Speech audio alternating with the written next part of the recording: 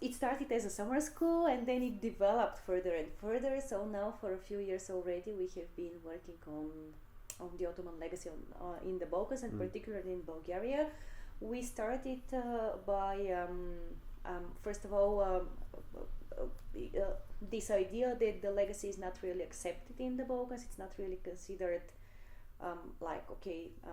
something positive, let's say. Not really positive. There is this heritage that has some dissonance in it. It's contested. It's not really it's not really presented, for example, in many museums throughout the country.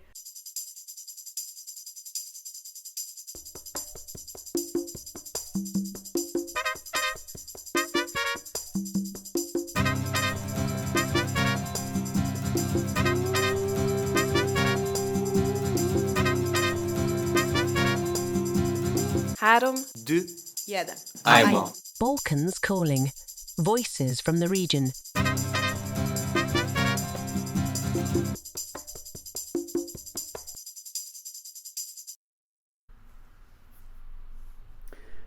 Today I'm talking to Slavka Karakusheva from Sofia University, who is in Regensburg at the moment for about 2 weeks or so to teach a course on imperial legacies in the Balkans. And she's one of the lecturers that are here in connection to the Seafield project. Part of this Seafield idea is that we invite scholars from the region to teach our students here. And she's one of the first who's doing this now. So perhaps, Slavka, you could start saying a few words about your course and what is your experience teaching here in Regensburg. I mean, you've been teaching this course partly online, but you've also come to Regensburg actually to do some fieldwork here. Perhaps you can tell us a little bit about that.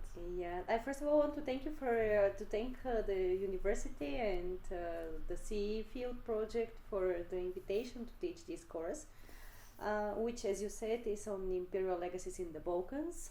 The course is organized in such a way that the bigger part of it is online.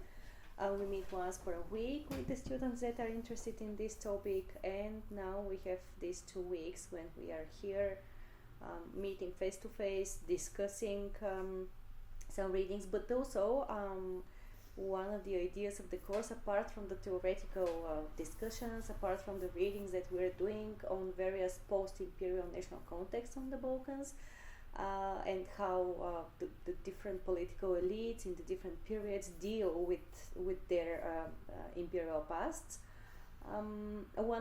Another idea of the course was to have some kind of practical impact or kind of a practical experience for the students, so that apart from these theoretical things, they could also do some practical fieldwork in anthropological sense. So what did you do with them? We did. Or what did you make them do? We did a very nice list of places in Regensburg. We were thinking of how can we organize field work when we are not actually in the Balkans. So we were thinking that even here in Regensburg we could also trace some imperial legacies. You can find them here also. Yeah. So what we did was that we visited some places which were related to culinary practices and food. Generally speaking, we all know that food is important for not only in biological sense for the survival of the human beings, but also in social sense, and the food says a lot for the culture of the people, for the communities, for the societies. So we decided to look at different kind of places that are related to food, like restaurants, like shops, supermarkets, some bakeries, that were owned in many cases, or in other cases that were offering the varieties of foods that were delivered from the Balkans or were presented as delivered from the Balkans. So the students had this chance to select places, to visit these places. Can you give some examples of places that they visited, or you may have also visited some places? This place about I'm not sure how the space around it is called, but it's a very nice area where you have a Turkish supermarket owned by people that were working there were from Kosovo, and also next door is an Albanian club, and then next door is the Syrian barber working with people from Albania, and then on the next corner it is the Albanian cultural center, and then in the end, in the fourth corner, it is a grill place, a place for where the various kind of meat is baked. And this place is this was the place that was visited by one of the students actually. He did a very nice interview with the owner, and he also like from what we understood from his field experience, the owner was from Turkey, but also many of the clients were from Bulgaria and Romania, and different kind of food was offered there. So in all these situations in which we are visiting different places, also some people visited the Bulgarian supermarket. They were even trying to speak some Bulgarian language with some of the people there, and yeah, some other places. But in all these situations, we're just trying to see how people see the food that they consume, or the food that they sell, or the food that they produce, how they advertise it, how they sell it to the clients, or how they why this food is particularly important for them, why it's important for them to buy particular products from these particular places, how they are different from any other supermarket. So this is what the students did, and they did some great things. Yeah, and the students, were they partly from the region, or originating from the region, or were they? Some of them were from the region, or some of them were born in Germany, but they had roots from the region. They had connections with the region, relatives, grandparents in the region, but many of them were not. Many of them were people that were born and raised in Germany, and they were somehow interested in this course and in the materials in the course. Yeah. This is, I think, also a topic that you are interested in for your, let's say, your own research. Am I right? Yeah, these kind of imperial themes and topics. I've just browsed a little bit sort of your publications, and one of the topics is indeed how imperial legacies are mobilized by politicians, but also by ordinary citizens to a certain extent. Can you say a few more words about that? Of course. That's we are interested with. Actually, I work on this topic with a close friend of mine and also a colleague from my department of cultural studies at Sofia University. His name is Ivo Strahilov, and for many years now, I'm even afraid to say how many years, but for many years now we have been working on this topic, which actually started from a summer school. It started from an anthropological summer school where we had to go together, various students from my department and lecturers, and each time when we go to such kind of summer schools, we do work in groups and we select some topics to work on. So this time we decided to work on a situation with a mosque that is still located in the town of Samokov, and there were some tensions around this mosque. There were local people that were protesting against the claims of the Grand Mufti's office in Bulgaria to restore property over this mosque, which was nationalized during the period of the rule of the Bulgarian Communist Party. So it started as a summer school, and then it developed further and further. So now for a few years already we have been working on the Ottoman legacy in the Balkans, and particularly in Bulgaria. We started by first of all this idea that the legacy is not really accepted in the Balkans. It's not really considered something positive, let's say. Not really positive. There is this heritage that has some dissonance in it. It's contested. It's not really it's not really presented, for example, in many museums throughout the country. You can't see a lot of remains from the Ottoman Empire. Of course, it's another question, what is Ottoman legacy? Of course, it's quite easy to accept as Ottoman legacy places like mosques, for example, because they're quite easily recognized as the dominant religion of the Ottoman Empire. But for example, there were also many churches that were built during the Ottoman period, and would they be presented as Ottoman legacy? Could we accept them as Ottoman legacy is another question. But yeah, in the beginning we started with this idea of like how the Ottoman legacy is questioned and challenged and not really accepted, and people are not really seeing themselves as heirs of of some past, particular past. And then we decided to switch a little bit the perspective and to see actually that there are a lot of people throughout the country that do challenge this. There is this concept of authorized heritage discourse that a lot of people do challenge it. Of course, people that belong to various Muslim communities, but not only to Muslim communities. A lot of people of Christian communities, Bulgarians, and so on and so forth. They do have some respect towards the local mosque that is, for example, located in their town. And of course, a lot of Muslim people do have different understanding of what heritage is, and they actually do value better the heritage of the Ottoman Empire. And now we are working on a project for a few years already on the public baths, the public baths in Bulgaria. And we were also thinking that if we consider mosque as a kind of, a place related to religion and so on and so forth, the public bath is a common good during the whole, certainly the first half of the 20th century, when people didn't have baths in their homes. The public baths that were left from the Ottoman period, many of them were destroyed, of course. Many of them, they were destroyed because many monuments of the Ottoman Empire were destroyed. So some public baths were abandoned and others were converted to other buildings as well as mosques. So now we're dealing with the public baths. We're going to some baths that are still existing throughout the town, and we're seeing what's happening inside. You are what we normally call sort of early career scholar, huh? So you actually finished your PhD, I think, 2 years ago. 2 years ago, about 2 years ago. I know a little bit about your work, perhaps, but you can, of course, talk much better about what you did for your PhD. Could you sort of explain a little bit what your topic was? Because I think it's very interesting. I would be glad to, of course.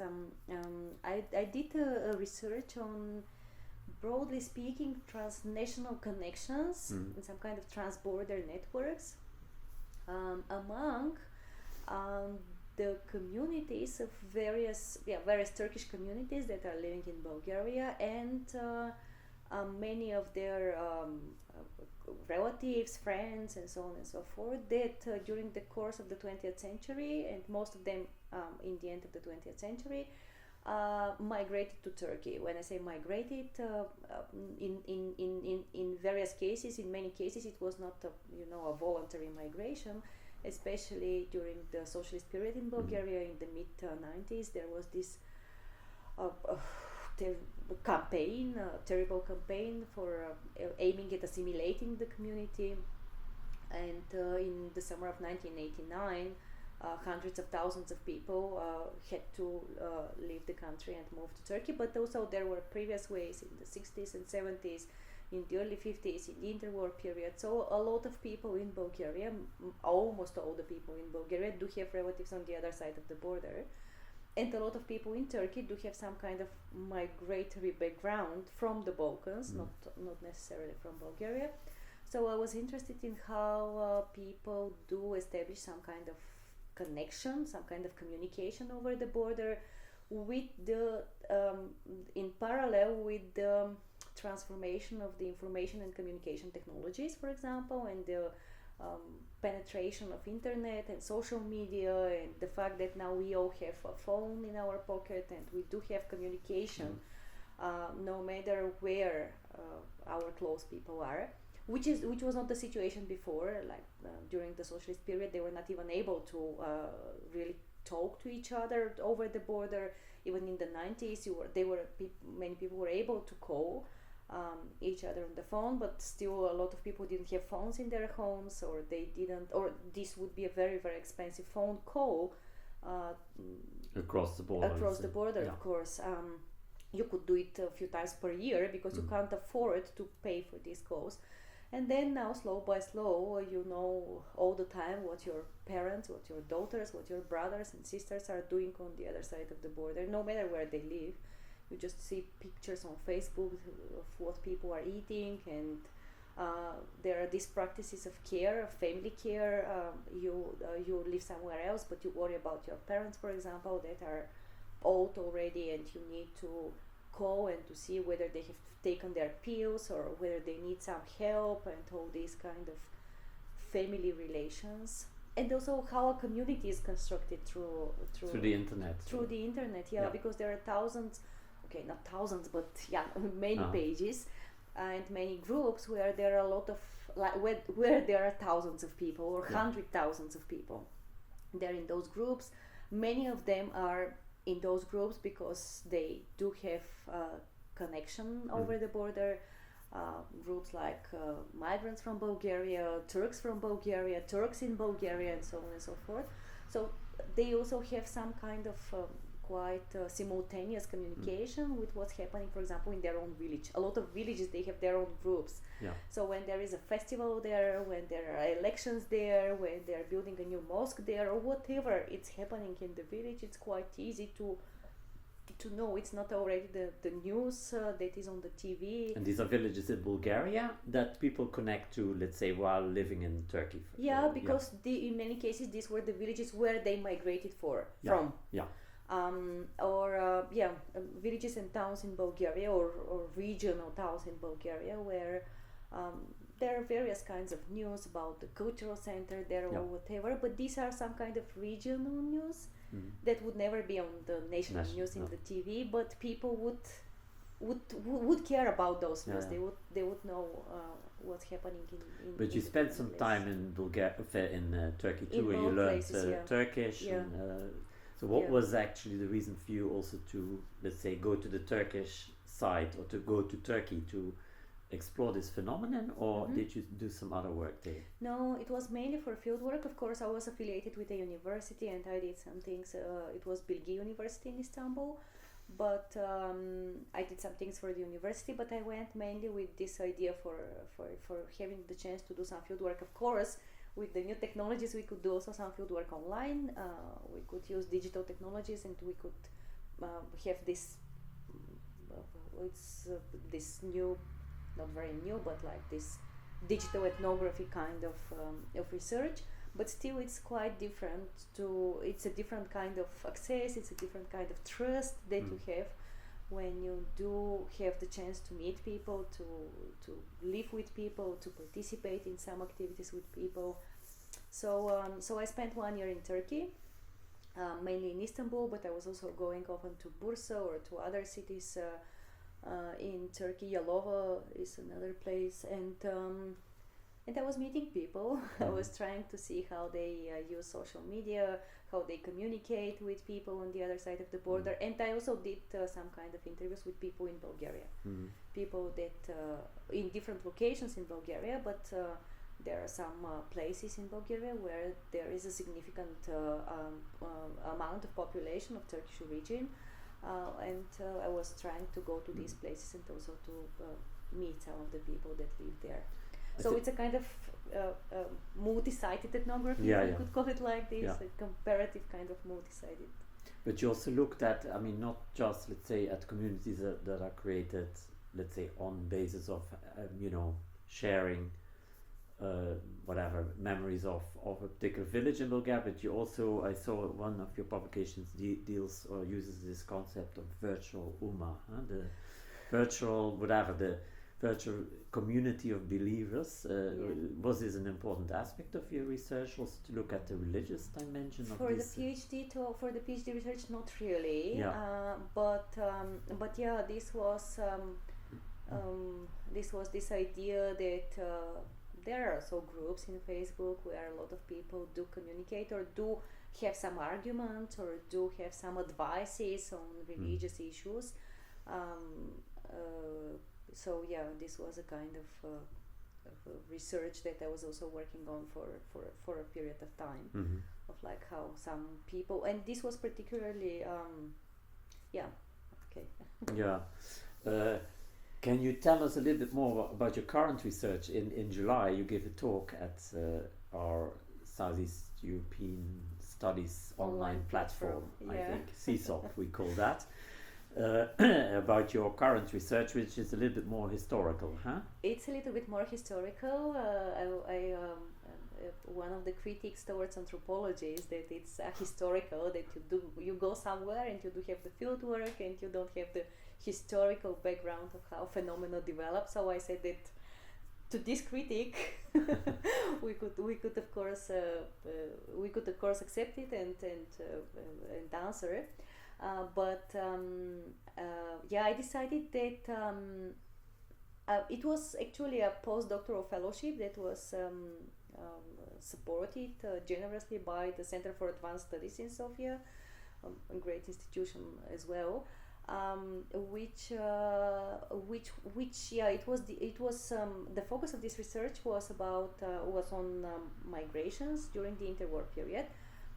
First of all, because they are the least studied migrations from Bulgaria to Turkey, in comparison to the huge amount of literature that we have on the socialist period, particularly on the events in the late 80s and their impact. When lots of Muslim or Turkish population from Bulgaria moved to Turkey. But also a lot of people moved here during the interwar period. Yeah. And it was the first agreement. It was an agreement between the two states that they agreed not to make an obstacle for this kind of migration practices over the border. So I was trying to understand. I'm still trying to understand these migrations, also in this broader framework of the processes and practices of nation building, and how both states did have some particular political agenda in relation to the composition of the population in both countries, and some cities were seen as more loyal than other citizens. Some citizens were seen as more wanted, more accepted than other citizens.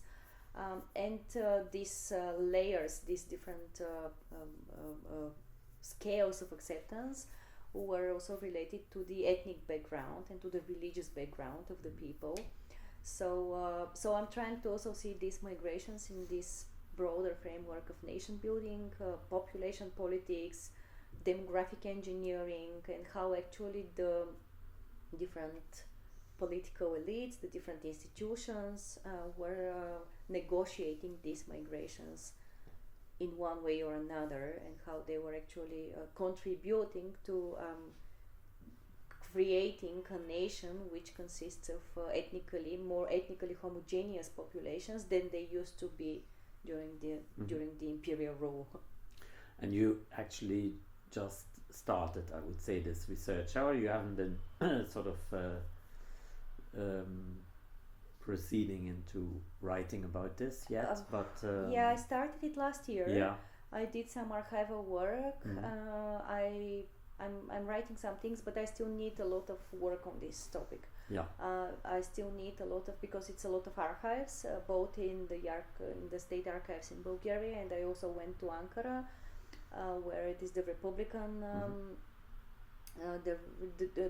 The archives from the Republican period are kept in Turkey, so I still need a lot of time to proceed and to read all the things that I have in as archival materials. So it's still I'm working on it, but it will take some time for understanding. Yeah, exactly. Perhaps to finish, I would perhaps want to ask you a little bit about your department and the people you work with. We had Daniela Koleva coming to Regensburg recently. She was our first visiting professor to teach here, and for really the whole semester, and she was teaching 2 courses. But you belong to a group of young scholars. I got to know you through Ivan Rodichev, who was a key figure, I would say, in all of this. Perhaps you can say a little bit about this group of scholars that that works in this cultural studies department in Sofia? Yeah, our department is an interesting one because it is a multidisciplinary department, which means that in the department there are different scholars working in the traditions of different disciplines. So on the one hand, we do have a theoretical branch, people who are working more with theoretical knowledge. And we do have also people who are specialists in cultural management, for example. They are more on the practical side of research, but also they do have some quite important expertise in particular cultural politics, for example, research on audiences, and they do have some quite important projects with some institutions in Bulgaria and so on and so forth. And then also we of course have some historical branch, people who are doing historical research, but not the classical historical research, more like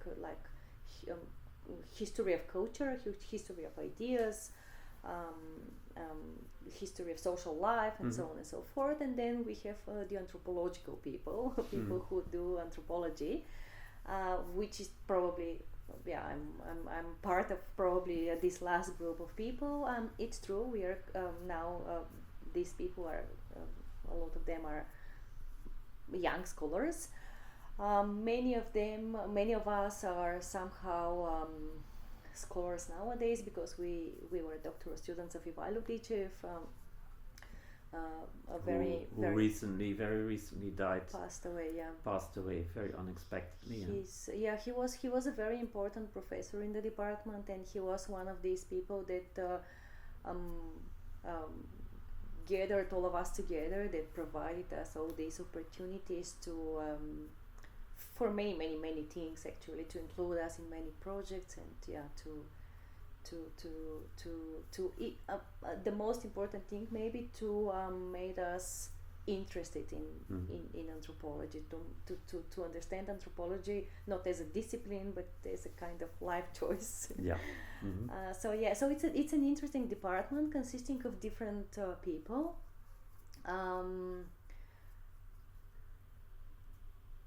What was the question?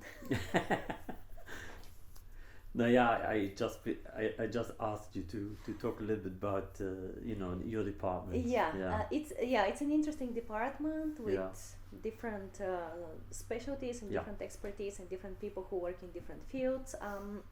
One thing that is impressive in my opinion is how different people participate in various international projects, and Professor Daniela Koleva was the first one who somehow opened the way for a lot of us to come after that, also here in Regensburg, but also there is the current head of the department, Associate Professor Galina Goncharova. She's now working in a project again with the University of Regensburg. This project is coordinated by the University of Regensburg, and it includes also a lot of other universities and institutions, by Professor Brumbauer. And it's a project on elderly care or something? Yeah, exactly. It's a project on elderly care. So now we have another scholar from our department plus 2 doctoral students that are working on this particular project, again with the University of Regensburg and this center here. So I think that the department is quite interesting, and a lot of people there are trying to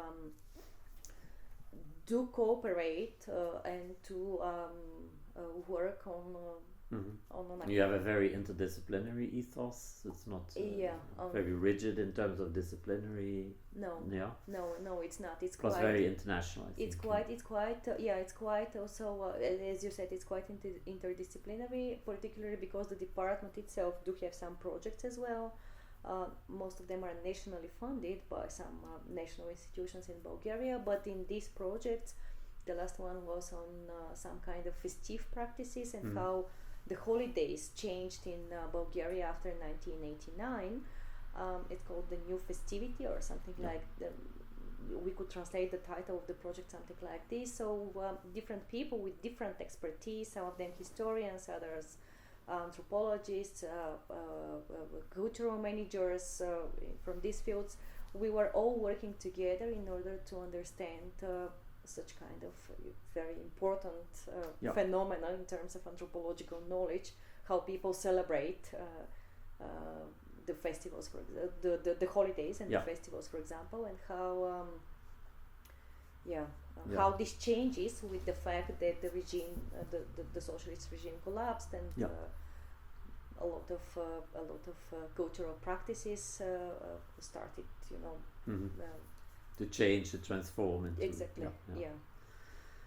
Okay, I think we have had a very interesting conversation. Thank you very much. And I hope that the collaboration between you and Regensburg continues. It's been very fruitful for me also, I must say. And I hope to see you back in Regensburg very soon again. I hope to see you and a lot of people from Regensburg in Sofia as well. You're more Perhaps than some of our welcome students might want to come. Some of the students, some of the lecturers, some of the fellows will be very happy to have people from Regensburg and to continue somehow cooperating in future. Yeah. Thank you very much. Thank you very much. Our podcast recommendation this month for the episode with Slavka is The Ragusa Road and the Ottoman Balkans by Jesse Howell, an Associate Director of Research from the CMES, the Center for Middle Eastern Studies of the Harvard University. Thank you for listening.